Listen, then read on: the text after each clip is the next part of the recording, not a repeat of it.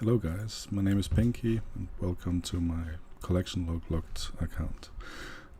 Now, as you might know, there are already a few YouTubers that do logged account series. Like for instance, Tedious. I saw a series and I thought it's an interesting account concept, so I just thought I would start my own account and follow this idea. Now, I already did quite a bit of progress, I would say, and I haven't recorded so far because I wasn't planning to make any YouTube videos. I really just did it for myself because I thought it might be interesting to do that. Now, there have been 2 or 3 people who thought it might be interesting to see the videos, so I decided, why not? Now, as you can probably tell, I have no idea how to do video editing and stuff like that, so yeah, the quality will be pretty terrible for now, but we'll see whether we can change anything about that in the future. Yeah, so as you can see at the moment, I am locked to the Temporos grind. I am doing a method where I finish up with like 28 fish in the end. I do 16 first, then 19, then 20, then the 28. Because as you see here, it's already phase 3, and usually if you do phase 4 and don't actually finish the game, you tend to fail because the storm intensity just builds up so quickly. But the trick, as probably quite a few of you know as well, is just to spread out the fish in the last inventories on 2 cannons, because that just means it will shoot fast enough to still beat it before the storm intensity builds up. So that's it. You see we are already at 7,685 before we even finish the boss. Yeah, so let's see how much we actually get.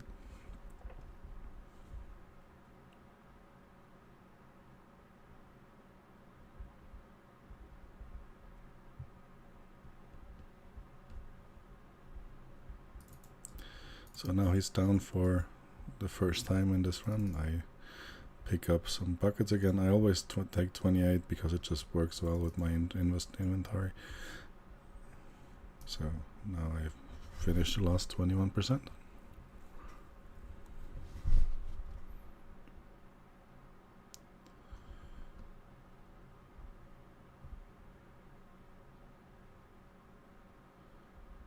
And that brings me to 8,290 points. As you might know, the threshold to actually get 10 points guaranteed is 8,300, but because it just scales gradually, at like 8,290, you still almost certainly get 100%, get 10 points. Yeah, so that's that. Now that I'm done with this little round, I will just quickly show you what I have already done in the account. So maybe one thing that I have to say is that I do it a bit more casual than some other people, mostly because I just thought I'd do it for myself and I don't make any content out of it, so I didn't think it matters much. So basically my main main difference in the rules is that I am not really locked to the content the moment that I decide which one to do. It's actually the moment that I get the first collection log slot filled from an activity that locks me to the account, locks me to the activity. So for instance, to give you an example, I started with Wintertodt, did a few games, and then just thought it's not really what I want to start with, because I mean, Wintertodt is good for early game accounts, but it's even better if you actually have some farming and woodcutting levels, and you just get better results if you have some higher skill levels. Also, right around the time when I started the account, they started talking about the introduction of forestry, and I thought it might be a good idea to just wait until forestry comes out to see whether it's a good way to train my wood cutting, so I can get into Wintertodt with a bit of a better head start. So I did a few Winterthought Games, but just left it before I got the single slot. So now that that's out of the way, another thing to mention is, if we go on the collection log, there's the miscellaneous tab. Now, because these things come from so many different activities, you can't really just lock yourself to that thing. So what I did here is, for instance, with the mining gloves, it was just, once I start working on the mining gloves, I have to get all the mining gloves. I guess that kind of makes sense. So what did I actually do on the account? The first thing that I actually did was, where is it? Rooftop agility, because I thought, graceful is a pretty good unlock. It makes sense to start with that. Then the next thing I did after that was motherload mine, just to get some ores and get the mining up. Bought all the things. Then after that, I used the mining level to also finish shooting stars, just because I thought, it kind of works together well. And then after that, the next thing is something that I've shown already, which are the mining gloves. So I ended up with quite a large collection. Well, no, it's not that large, but like for an early game account, it's quite a decent collection of ores and coal and stuff like that. So what I did with that is I made them into bars and went to Giant's Foundry, and I did all the collection logs of Giant's Foundry. I actually did quite a bit more of Giant's Foundry because it's a really good mini game for early game accounts, I think. When I was done just using up the ores that I had, except the iron ores, I still have about 10,000 of those left, I think. I had about 4.5 million cash, which is pretty big for like an early game Iron Man account, as I'm sure you understand. So after I was done with Giant's Foundry, the next thing that I did was Rogue's Den, because it's quite a quick one and it's helpful if you ever want to thieve anything like Master Farmer, to just have this skilling outfit. Then after that, the next one I did was Tithe Farm. Since I did the Tithe Farm update, it's quite an easy one to do. The biggest issue I had was that I needed to have 58 herb lore to actually buy the herb sack.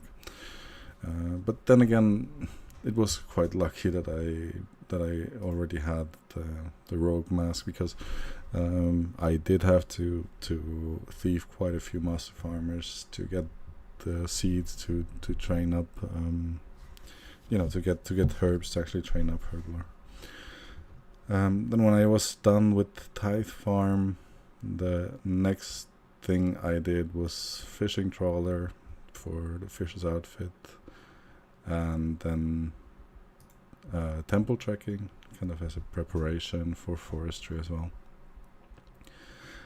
So then forestry came out and I started working on it, but at the time there was no collection log for it, so I kind of left it after about a day. Also because there were all these issues with people not getting XP and stuff like that. It was kind of frustrating. So now, so after I started that, and as there was no collection log, I decided to do something else, and I got Kamdozal done, which is, I mean, the biggest issue with Kamdozal was getting the drops from the chaos golems, but even that, with my smithing stuff, I just put my cannon down and killed them with the cannon. I got the stuff quite quickly. But the Incando hammer is quite nice because I can equip it while I'm fishing. So because I use the Incando hammer and I have the whole Spirit Angler outfit, which means that I don't need a rope in the game, and I am using barehand fishing to actually do Temporos. the only item that I need in my inventory are the water buckets, and I drop them when I'm done using them to actually be able to use my inventory properly. I did loot the reward pool until I had enough flakes to actually upgrade my spirit angler shop. That took, let me see, 425 loot points. At the moment I have 575 stored up. My plan is to just wait until I reach 81, because then you get the best fishing rewards. Now you see I have some colorful tiles in my inventory. I will just show you why I have them. They're also kind of the reason why I put 8 buckets and not 5 or 6. Usually for what I do, usually 4 buckets or sometimes 5 is actually enough, but yeah. So I just come in here, fill the buckets with water here while I'm waiting for the game to start.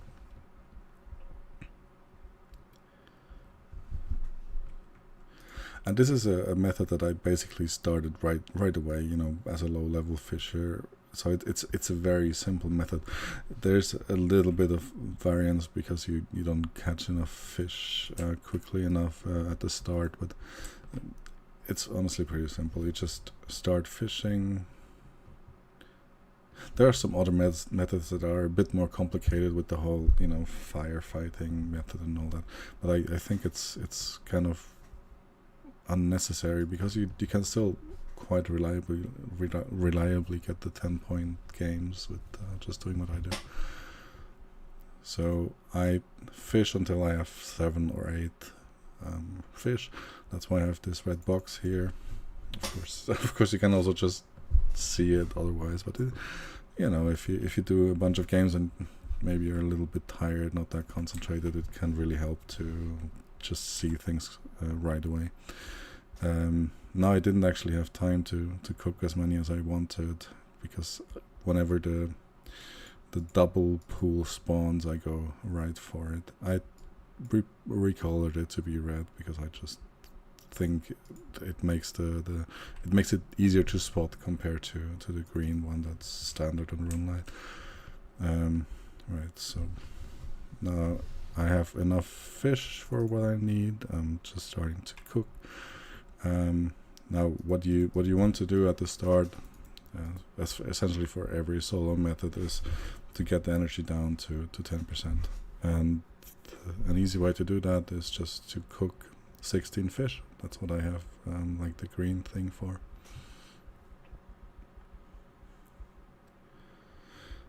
Usually I'm done cooking the fish when the fire starts spawning, but because I don't want to run into them while they're loading, I'm just cooking the rest as well. So now that they are done, I'm quickly dousing these 4 fires. Sometimes if I'm a little bit fast and I'm already up here by the time the fires start, I might not douse them right away, and they might spread once or so, and then it's actually good to have 5 or 6 buckets of water, and you actually get a little bit more points then, which actually makes it more consistent to get the 10 points. So it's really not a bad thing if they spread, but you know. So I load 16, those 16 get shot, I'm down to 10 energy. Now theoretically you need 19 now to essentially do a whole turn, you know, to get through these 10% and then go down to 10% again. But so yeah, you would do 16, then 19, then 19, and then you would always end up at 10%.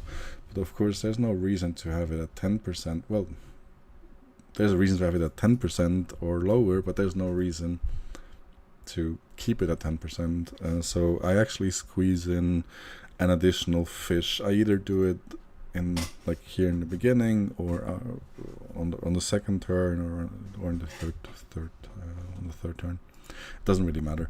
It's just now that I'm cooking up, either I'm going to load 19 now and 20 the next time, or I might load 20 now and 19 the next time. It kind of depends on whether I manage to finish cooking these before the storm intensity reaches about 91-92%. Which this time I was quite lucky with the catches this time, so I can just load it up. When I was lower level, it was quite common that I didn't actually get enough fish here, so I might only have I might be missing like 5 or 6. But then you just load those anyway and start fishing in the pool a bit, and before the energy is actually fully loaded up, you go catch a few more fish just to make up the difference. It's a really simple concept. Right, 20. So now, of course, I have to remember that I already did at 20 this time, so I don't do it again, because you don't want to overshoot, except in the very last phase.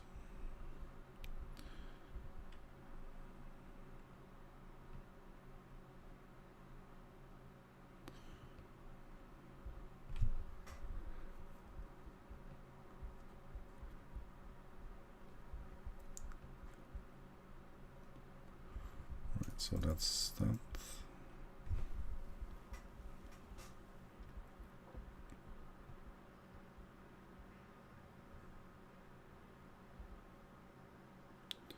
So you see the cannon is now done. It actually shut it down to 4% and not 10%, which is it just means I fit in one more fish, which is a few more points. So I caught a few here. Now the red one spawns. I will just go for that right away. Honestly, as long as the first phase, as long as you manage to do all the things in the first phase, afterwards it's all very relaxed and you have plenty of time to do things. So now I have this blue field here. That's of course where 19 is, like how I see I have 19 fish, which is only true if I still have the 8 buckets in the inventory, of course, but So now I'm cooking them again.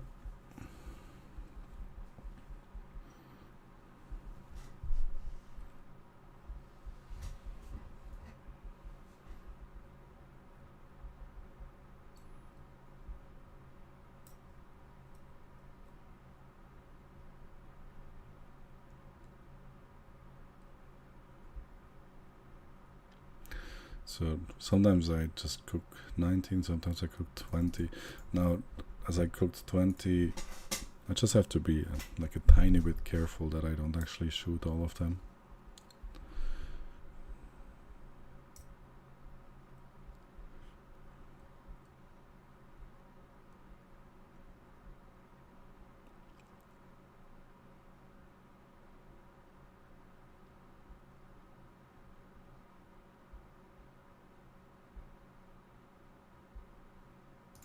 Right, 19, so the next thing I do is I run down, drop all the buckets with my extremely precise clicks, as you saw.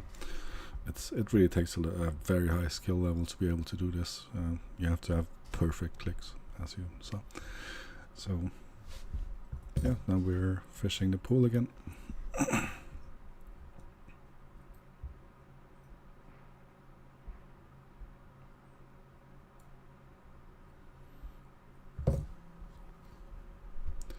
Now the reason why I dropped the buckets is because I actually want to fill up the whole 28, as you saw in the beginning of the video as well. Because in the last one, well, first of all, I want it to go down twice, right? So I do need more than the normal 19 or 20. But I don't actually need the whole 28 to make sure that it goes down twice.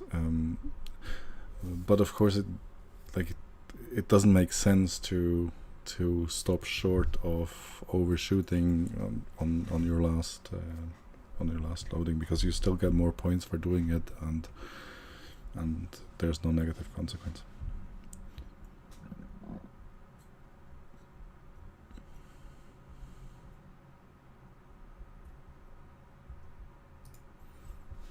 Whenever the double one spawns, I go for it. It doesn't really matter if I still have raw ones.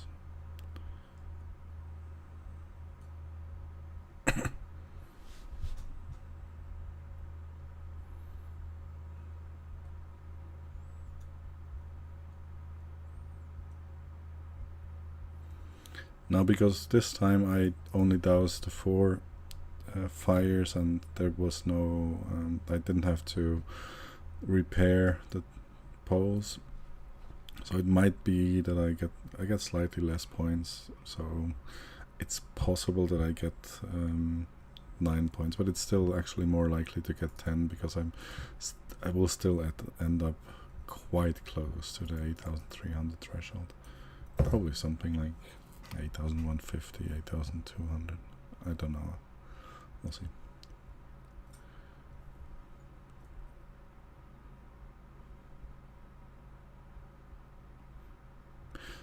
I'm just saying it because, you know, there are all these guides on how to do it with the, you know, putting out all the flames and stuff. Because people want to get the combat achievement, but I got this combat achievement with the 10 points on my second game ever, right after actually having the level to unlock Temporas in the first place. So it's as a very, very low level fisher without any firefighting tricks or anything like that. It's not really necessary, to be honest. I mean, sure, if you want to have it guaranteed in your very first game, then you might want to do it. But even if you just want to go for like the kill count combat achievement and stuff, if you do this method, you will almost certainly, or basically certainly, get the 10 points achievement done as well, just on the side, you know. So now I actually killed him before he goes down the last time, but it doesn't really matter because so I got 1,813, which was still 10 points. Right, so that's kind of what I do. I don't know if anyone else than maybe the few people that actually ask me for it is going to see these videos. But, you know, if anyone sees them, and if you have any questions, just leave a comment and I'll see what I can do. Have a nice day, guys. See you soon.